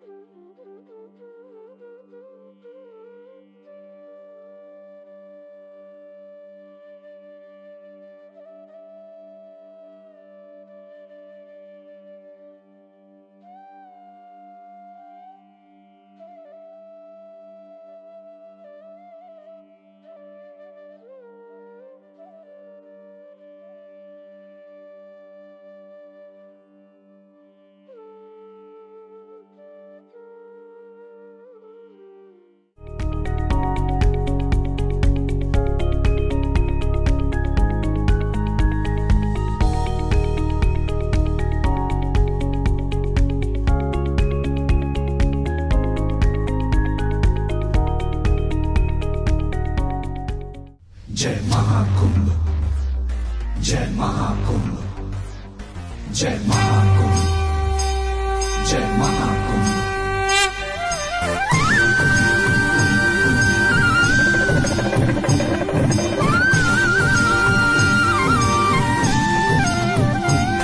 जय महाकुंभ, जय महाकुंभ, पग पग जयकारा महाकुंभ। तन कुंभ कुंभ, मन कुंभ कुंभ, जीवन सारा अब कुंभ कुंभ। जय महाकुंभ, जय महाकुंभ, पग पग जयकारा महाकुंभ। तन कुंभ कुंभ, मन कुंभ कुंभ, जीवन सारा अब कुंभ कुंभ। इस सत्य सनातन धारा का सौभाग्य हमारा महाकुंभ। जय महाकुंभ, जय महाकुंभ, पग पग जयकारा महाकुंभ। जय महाकुंभ, जय महाकुंभ, पग पग जयकारा महाकुंभ। तन कुंभ कुंभ, मन कुंभ कुंभ, जीवन सारा अब कुंभ कुंभ। जय महाकुंभ, जय महाकुंभ, पग पग जयकारा महाकुंभ। तन कुंभ कुंभ, मन कुंभ कुंभ, जीवन सारा अब कुंभ कुंभ। जय महाकुंभ, जय महाकुंभ, पग पग जयकारा महाकुंभ। तन कुंभ कुंभ, मन कुंभ कुंभ, जीवन सारा अब कुंभ कुंभ। जय महाकुंभ, जय महाकुंभ, जय Mahakumbh.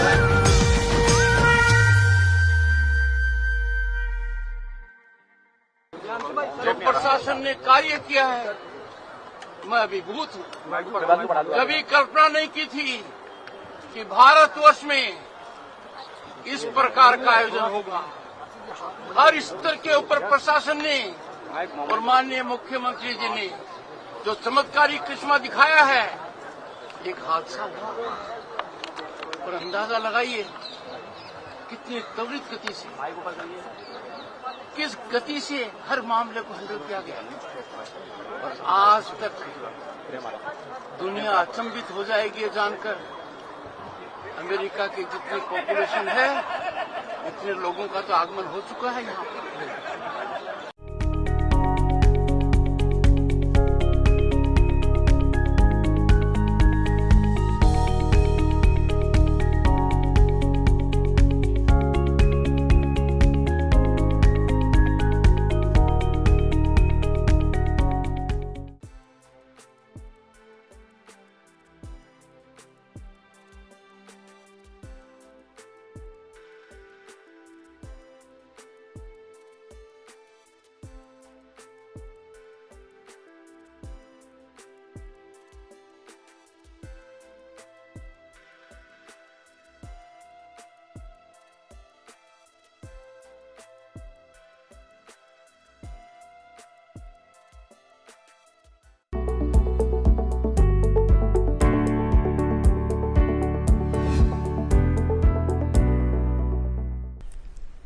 We are at a time when we are marching into the last quarter of the century of our independence.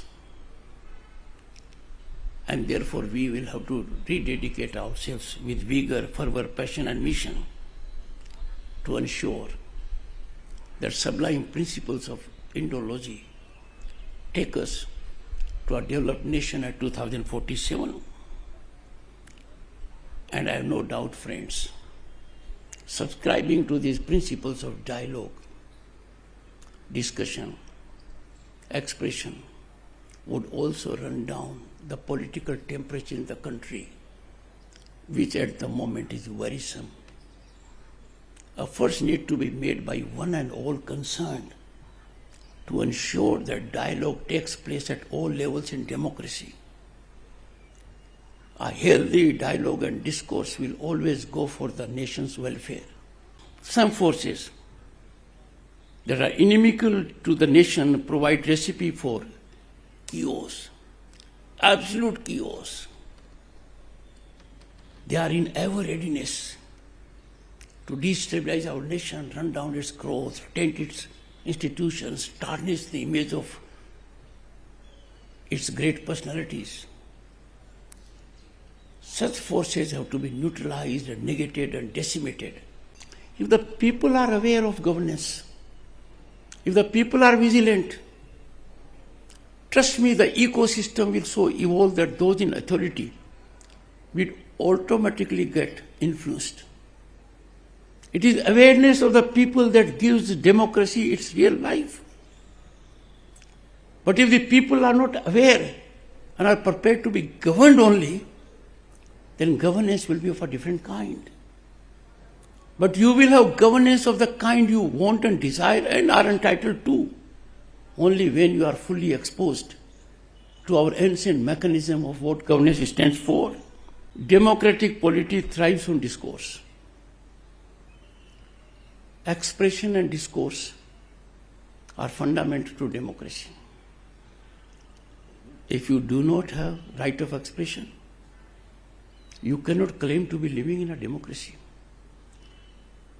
But your expression is incomplete unless you believe in dialogue. Because when you have the dialogue, there may be the other point of view, a point of view that may not be for your taste. But sometimes, and I would say more often than not, a dialogue enriches you. A dialogue affords you an opportunity to be humble, not to be self-judgmental, not to believe in a concept, I alone am right. The very concept that an individual can think, I am right, he distances himself from sublimity and essence of human society. Because no one has the right to judge that I am alone right. That judgment has to be left to the discretion of the masses. Therefore, I urge the nectar of democracy is consideration of the varying points of view. Civilizationally, we have been inclusive only for that process. Absence of dialogue, and by dialogue I mean a dialogue where there is no fear, a dialogue where there is freedom, a dialogue where the dialogue will not invite ridicule, a dialogue which will find consideration and not rejection at a drop of a hat. If that dialogue is absent, it will be death knell for at least democratic institutions. A peep into our Indology will reveal that dialogue and discourse were always favorite when it came to resolution of issues. I would say the only way, and history will prove it right, there have been conflagrations, there have been wars. Ultimately, the resolution was through dialogue.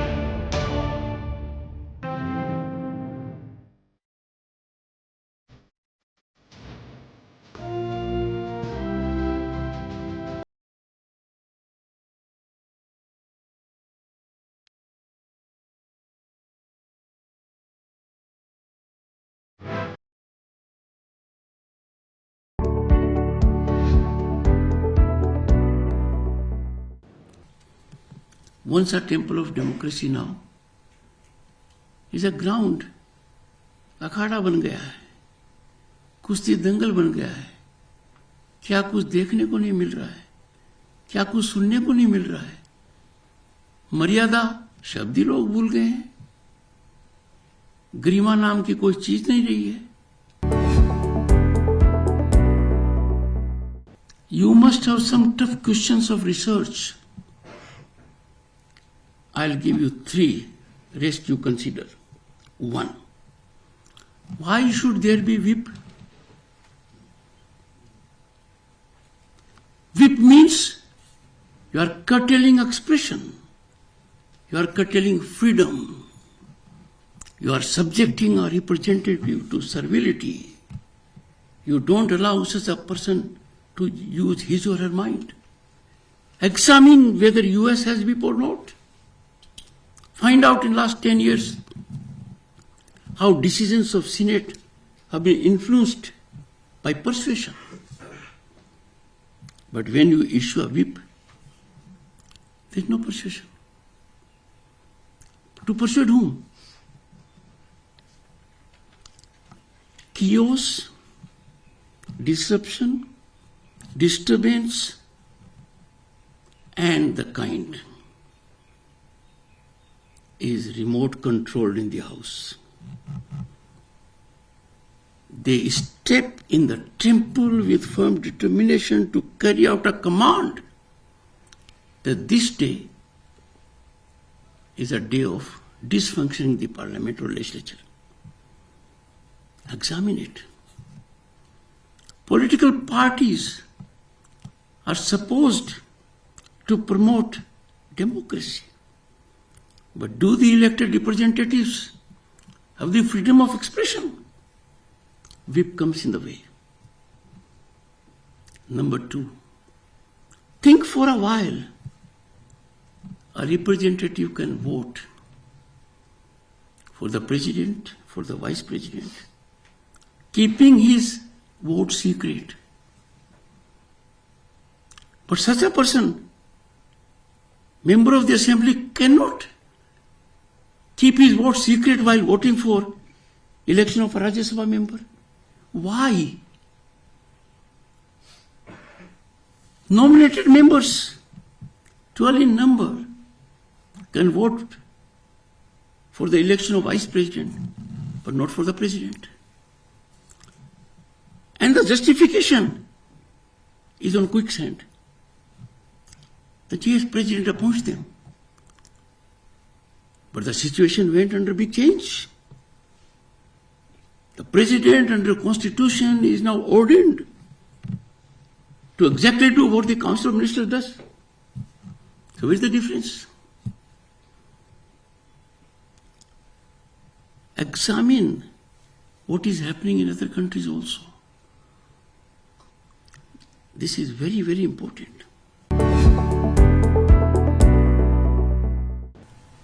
We have a fundamental right in the country, and the right is we can access judiciary. It's a fundamental right.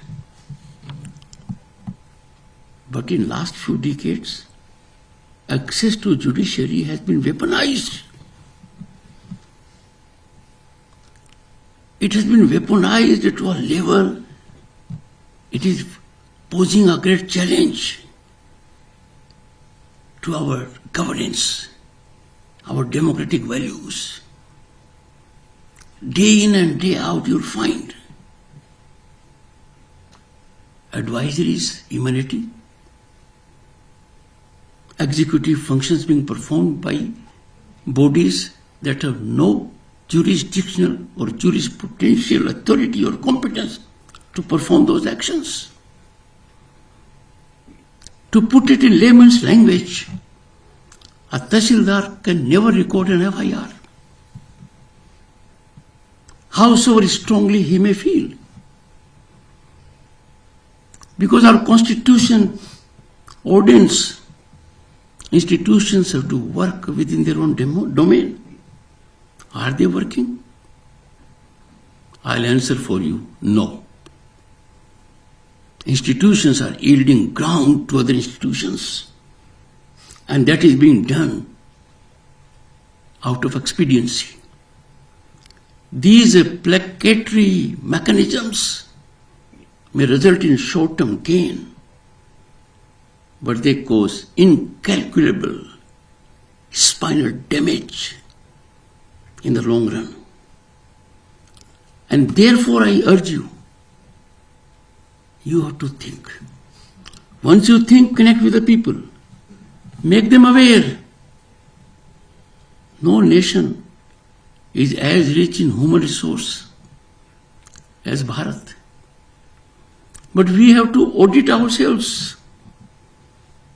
We can't rest on laurels that are superficial.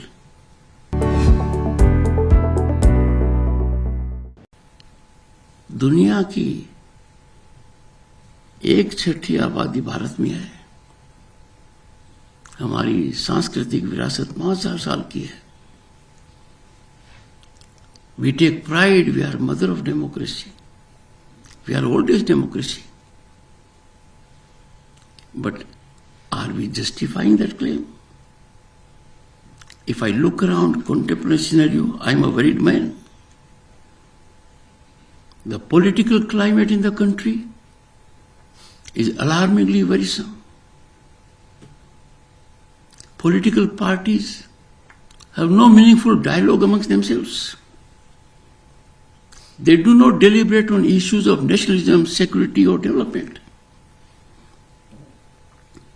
You will find confrontational stance solidifying. Disturbance has been weaponized as a political strategy. And look at the kind of language used from all quarters, right, left, and center. That not only belittles Indian mind, but tarnishes the fair name of our civilization.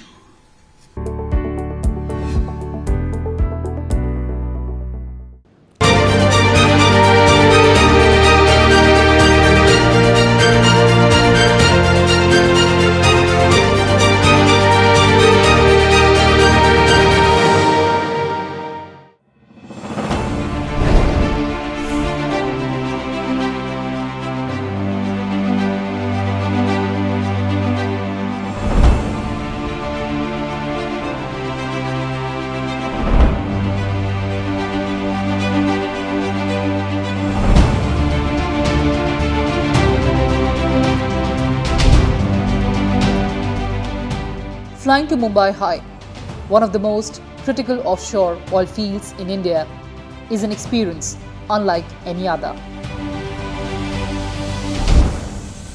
The journey to Mumbai High begins well before you board the helicopter.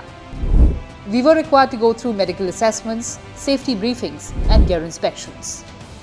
In addition to standard personal protective gears and survival suits, which are designed to protect in case of water landing, the safety briefing covers everything from evacuation procedures to how to use the life jacket, fire extinguishers, and other emergency equipment on board. Once all the preparations are complete, we headed to the helicopter departure area.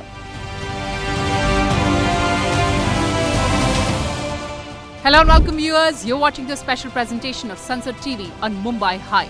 Mumbai High is considered as the backbone of India's offshore oil production. We'll also take you to Sagar Samrat, which has emerged as a symbol of India's self-reliance in the energy sector. Also joining us on this expedition, CEO Sunset TV, Mr. Rajat Punhani. Sir, all set for Mumbai High? Yes, we're all set for Mumbai High, the symbol of India's energy security. So viewers, get ready for this unmissable journey and come along.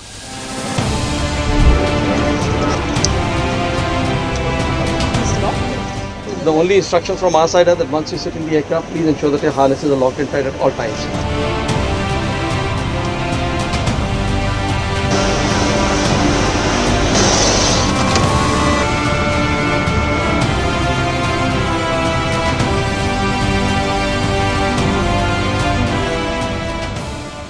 It's here that the atmosphere begins to shift from the ordinary to the extraordinary.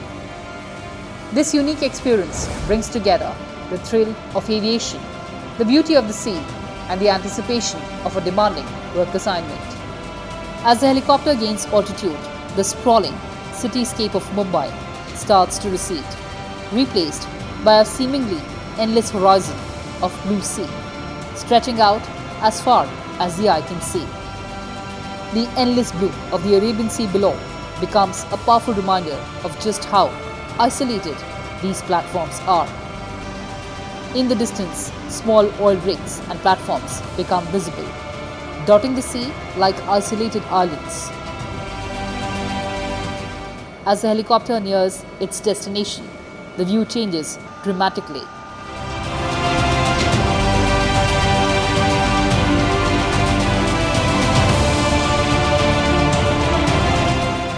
The massive offshore platforms, which initially seemed small from a distance, now appear towering and imposing.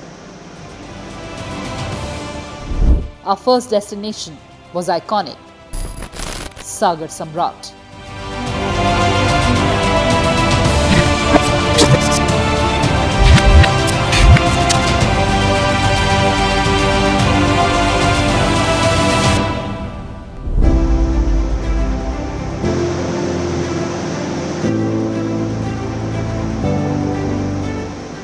The Sagar Samrat was one of India's most iconic offshore oil rigs, symbolizing the country's commitment to harnessing its marine resources for energy production. Situated in the Arabian Sea, approximately 200 kilometers off the coast of Mumbai, the platform has been at the heart of India's offshore oil exploration and production since it became operational in 1989. Sagar Samrat was a jackup drilling rig built in 1973 and has since then been a lucky mascot for ONGC.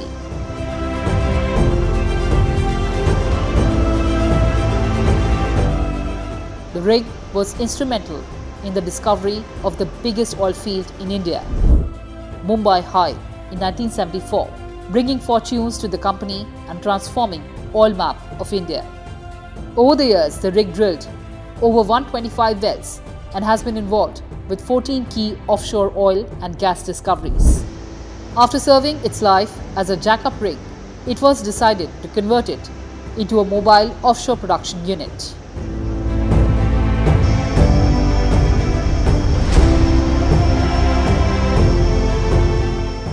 The iconic offshore drilling rig of ONGC, Sagar Samrat, was commissioned as a mobile offshore production unit on 23 December 2022. The Sagar Samrat conversion project is one of the most complex projects executed by the ONGC. The mobile offshore production unit stands tall in the Arabian Sea as a testimony to narrate the stories of several tough decisions taken during its execution and the excellent stakeholder consultation by the ONGC, which eventually yielded results.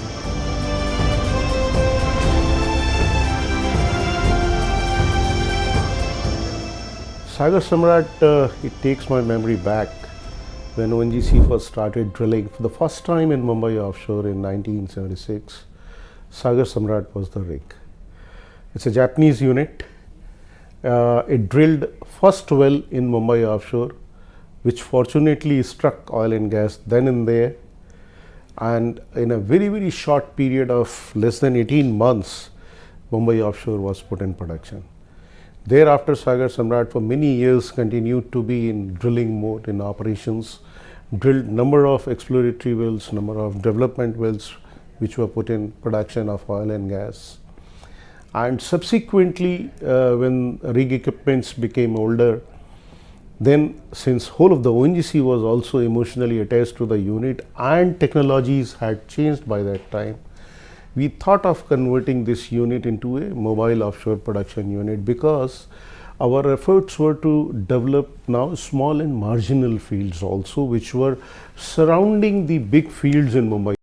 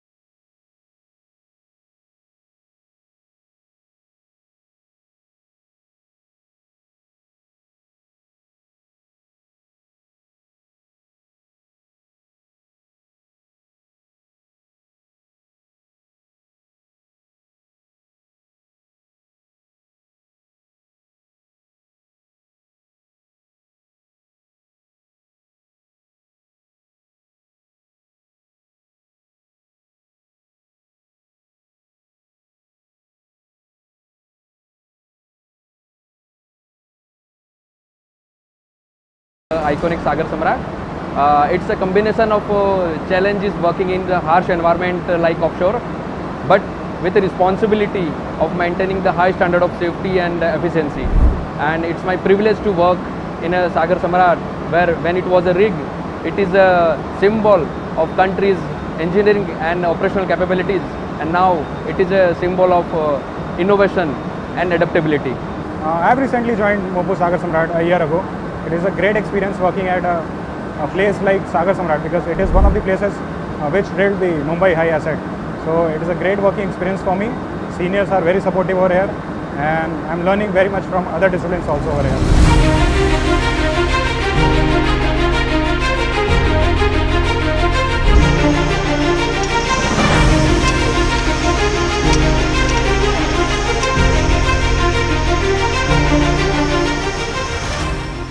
The role of Sagar Samrat also extends to the development of the western offshore region of India, which holds significant untapped oil and gas reserves. Through ongoing exploration and drilling campaigns, ONGC has been able to expand its production capacity in the region, with Sagar Samrat playing a pivotal role in enabling these advancements.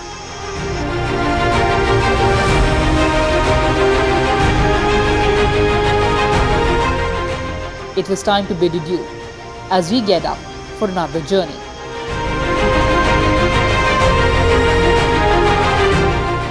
The visit to Sagar Samrat fills me with immense pride as an Indian citizen and further deepens my respect for energy soldiers. Time to visit Mumbai High North. Come along. The briefing for the next leg also remains the same as we briefed in the morning, and the flight time from here to MHN is going to be approximately about 10 minutes.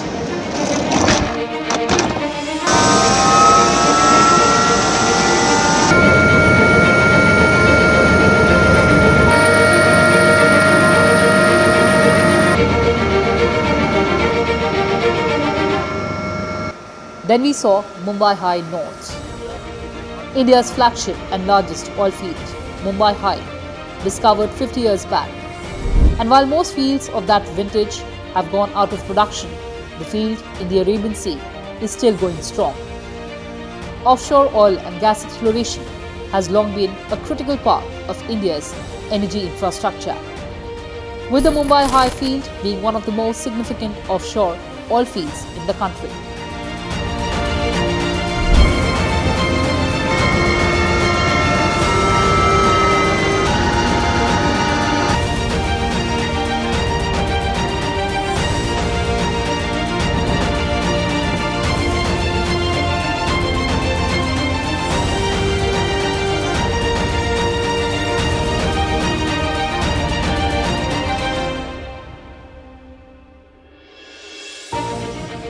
For us, arriving at Mumbai High is a reminder of the vast distance we travelled, both geographically and mentally.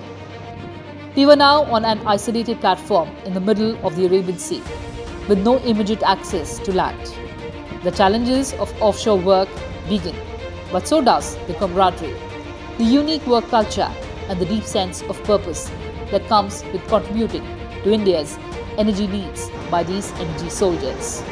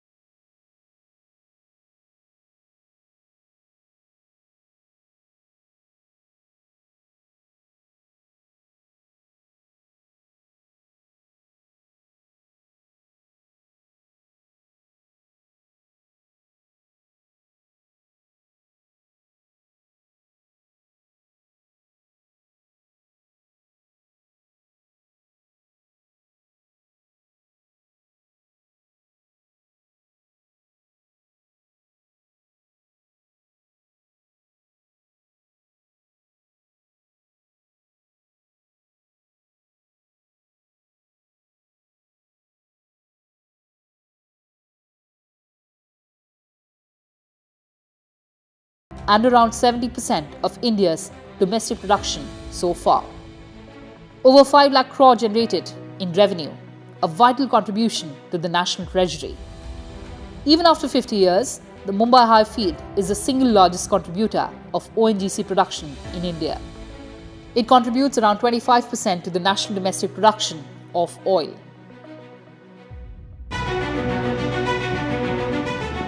The extreme weather conditions, particularly during the monsoon season, coupled with the complex and hardest nature of offshore oil extraction, make working on Mumbai High a unique and demanding experience.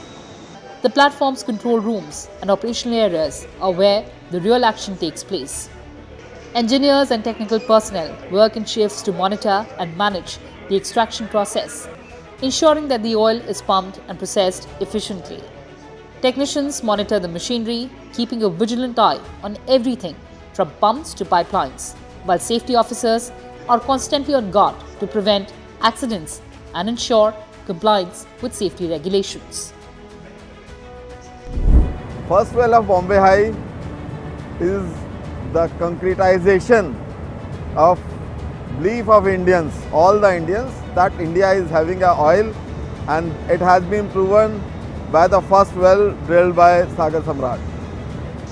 So it is still equally important to us, and we have preserved it, and as on today also it is producing. Whatever our demand in the country has increased so much, but still Bombay High is insurance for energy security to India.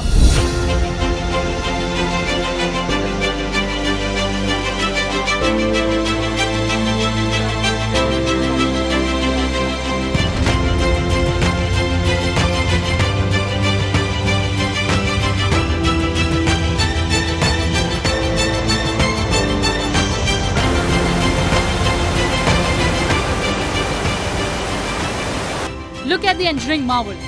All the wells are controlled by this unmanned platform. Given the hardest nature of offshore oil and gas production, safety is always a priority. The platforms on Mumbai High are equipped with state-of-the-art safety systems, including emergency evacuation systems, fire suppression mechanisms and lifeboats. Personnel are thoroughly trained in offshore safety procedures, including firefighting, first aid, and evacuation routes.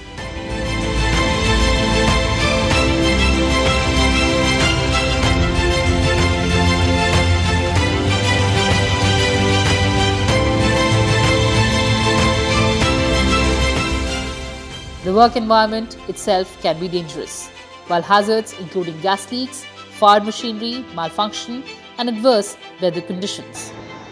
The isolation of offshore platforms means that workers often face challenging situations. During monsoon season, for example, the platforms are subject to high seas, heavy rainfall, and rough seas. The presence of tropical storms and cyclones adds another layer of complexity to the operations. However, despite these risks, offshore platforms like those at Mumbai High are designed with safety at the forefront. Strict operational protocols and regular safety drills ensure that the workers are prepared for any situation that might arise. Mumbai High, over the years, has seen several redevelopment plans involving billions of dollars of investment that have kept the oil and gas flowing.